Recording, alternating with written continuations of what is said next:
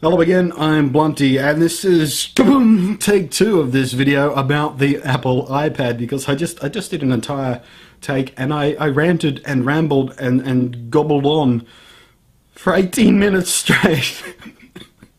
I don't want you to have to watch a video for 18 minutes just to see what I think about the iPad and stuff. What it basically boils down to, what I basically said in that video is, I like the idea of the iPad. I'm going to be getting one. I'm going to be getting the Wi-Fi version, not the 3G version, for a couple of reasons. I don't want to wait an extra month to get the 3G version. And if I happen to be using the iPad when I'm out and about on the road away from my Wi-Fi, which probably isn't going to happen that often, I can just get something like the MiFi and share a 3G connections over Wi-Fi directly to the iPad, and it's problem solved. I'm sick of the jokes about the iPad pad being a similar name to the generic name for a type of feminine hygiene product. It's not that funny, people. Grow up. Do you burst into a fit of childish giggle every time you see a simple pad of paper? Because that has the same name too. more like I tampon. You really think that's clever? Really? Really? It's not. Get over it. Move on. The other thing that I was railing about was the reception it's gotten from so-called technologically savvy and technology journalists and the commentators and the like, and how desperately badly they're just missing the point by so many miles. It's utterly ridiculous. Or kilometres. People get annoyed when I say miles because I'm Australian, where metric system here in kilometres, but miles is just easier to say than kilometres. But now I'm scrambling off the side of my point again, so I'll get back onto my point. The main criticisms levelled at it: no Flash. Who really cares? Flash is going to die eventually. Web video is moving away from Flash to the HTML5 video tag embed format. That's fine, that's simple, it's going to work, no problems there.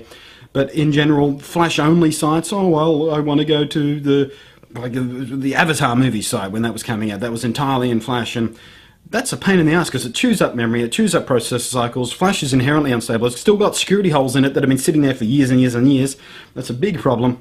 And fully Flash sites are just annoying to use anyway. Sure, they look really awesome, and you got the sound effects and the things swooping and the things open, and it looks really impressive and sleek and modern and all that sort of stuff, but it's a pain in the ass, and it takes you forever to navigate them because you have to wait for them to load, and then they do the little silly animations while they bring up the content. And say you want a screenshot or something, you go click, click, and oh, there's the screenshot, and then the row of screenshots, and then the row of screenshots, you click on the screenshot you actually want to use for your desktop wallpaper or something.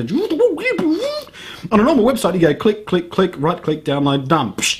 So Flash is annoying for that, but it's inherently unstable. It slows down the system. I mean, if I've got any more than 3 tabs open and they've each got different Flash content, my browser just crawls to a halt, and it's awful. And so I'm glad to see Flash gone. On a mobile experience, I don't want Flash. I don't need it there. One of the most asinine things was, oh, it's got this giant bezel around the side. Well, of course it does. You got to hold the thing. You got to have someone for your thumbs to go, you giant moron. One of the other things was people railing about, oh, how it's not as good as a netbook for this and this, because netbooks have this, and they've got a proper keyboard, they've got a web camera, they can run a full desktop operating system, and blah, blah, blah, blah, blah. And guess what? It's not designed to replace netbooks for people who need all those functions on a netbook. You massive idiot. This is designed to sit between netbooks and mobile phones and laptops and all that sort of stuff. It's a different concept altogether. It's not designed to replace anything. I'm sure it will for many people who just use netbooks for a bit of web surfing, a bit of email and all that sort of stuff. This is going to replace those. But people who need all those extra, full desktop style accoutrements they use on the netbooks, like being able to plug in hard drives and have the web camera going and full desktop environment, word processing and typing a lot and all that sort of stuff. Sure, keep your netbook for that. They're not going to disappear just because the iPad comes out. There's still a heap of them coming through the market, and they're getting better and better and better. If you don't like the iPad because it is more restricted than a laptop, don't buy one. They're not aimed at you. If you need the stuff that a netbook has, Apple aren't saying, well, we're going to stop everyone else selling netbooks. This is your only option. It's not your only option, so stop bitching about it. It's ridiculous. It's just like a giant iPhone. Why is that a problem? The iPhone is awesome. The iPhone is fantastically popular. It works brilliantly. Lots of people love it. And a whole bunch of other manufacturers have been imitating the iPhone ever since the iPhone came out. Every major phone manufacturer out there have brought out a big screen with a touch thing, and even some got multi-touch now, and they all look a bit like the iPhone anyway. Why is it a problem if it looks like a giant iPhone? That's a good thing in my opinion, because the iPhone has proven itself already. Why not? just blow that up so you get way more screen real estate to play with and have a lot more options when it comes to apps specifically designed for the iPad to take advantage of that huge thing. And it can run all your favorite iPhone and apps anyway. Why is that a problem? Well, it's not a proper desktop environment. That's also a good thing. You massive imbeciles. Who wants a full desktop environment on something that's just designed to fill this specific little niche? People who just want to sit on it, like me. I'm going to sit on my couch with it. I'm going to do a bit of casual web surfing and check the blogs and check my newsfeed and do a bit of email and update the Twitter every now and again and all that sort of stuff. That's all I want it to do. And it's going to do that perfectly. You know why it's going to do that perfectly? Because my iPhone already does it perfectly for me.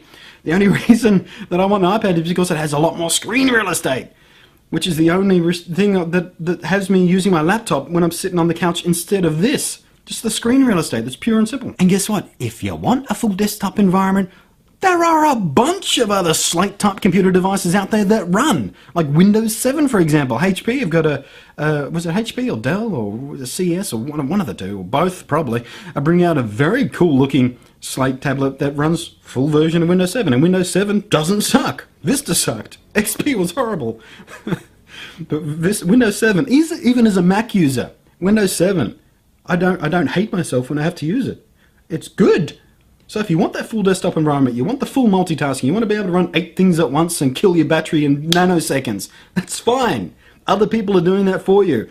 The iPad is there for people who don't want to get that technical. They just want to do simple, easy, quick, fast, painless. So here's my tip to you, you asinine bunch of ridiculously myopic tech journalists who are ragging the iPhone for all the wrong reasons.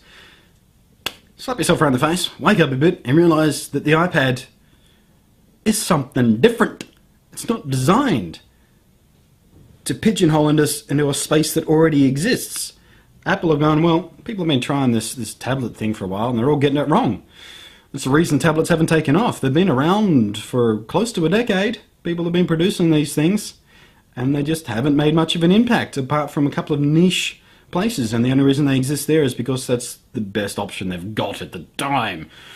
But the iPad is something new. They're creating a new segment of the market. And you know what? The things that are missing from it, Apple have always been forward thinking. You remember the big stink that people made when Apple got rid of the floppy drive? They started producing the original iMacs and they didn't have a floppy drive. People went, oh, that's how dare they remove the floppy drive? The floppy drive is a vital part of computing. How am I supposed to say Guess what? Apple were right to do it. They just got in there first because they look more forward than other people do. I'm losing light. Why am I losing light? Sorry about that, guys. I should have had my other lights up, but I just felt lazy and felt like I've already rambled too long. I started this video on take 2 and I talked too long in the last video. Now I'm talking more again. I guess I have a lot more to say about the iPad than I thought. Maybe I'll do other videos. Oh, well, I probably won't do any more videos about it until it launches or until new news comes out, like the rumoured update to the 4.0 version of the software is supposed to be hitting the iPhone. It's probably going to hit the iPad and all that sort of stuff. But for now, I just wanted to...